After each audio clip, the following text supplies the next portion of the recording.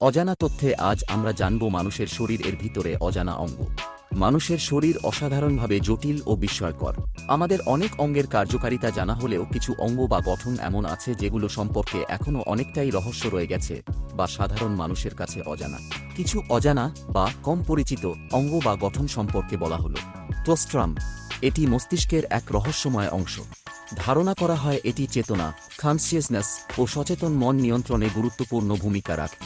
বিজ্ঞানীরা বলছেন এটি অনেকটা মস্তিষ্কের কন্ডাক্টর, অর্থাৎ পুরো মস্তিষ্কের কার্যক্রম সমন্বয় করে।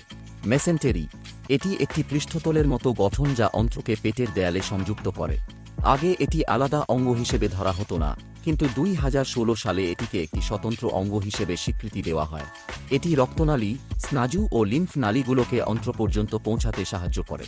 থাইমাস, এটি শিশুদের শরীরে বড় থাকলেও বয়স বাড়ার সাথে সাথে ছোট হয়ে যায়। এটি সেলস নামক রোগ প্রতিরোধকারী কোষ তৈরি করে, যা রোগ প্রতিরোধ ব্যবস্থায় গুরুত্বপূর্ণ।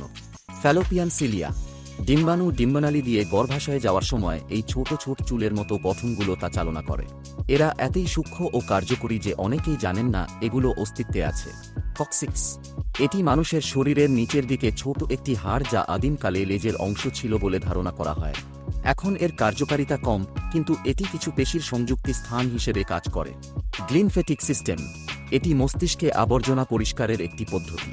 ঘুমের সময় বেশি সক্রিয় হয় ও টক্সিন পরিষ্কার করে দেয়।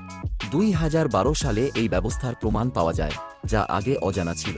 অ্যাপেন্ডিক্স, আগে এটি অকেজো মনে করা হতো, কিন্তু এখন ধারণা করা হয় এটি রোগ প্রতিরোধ ব্যবস্থায় কিছু ভূমিকা রাখে, বিশেষ করে শিশুর দেহে।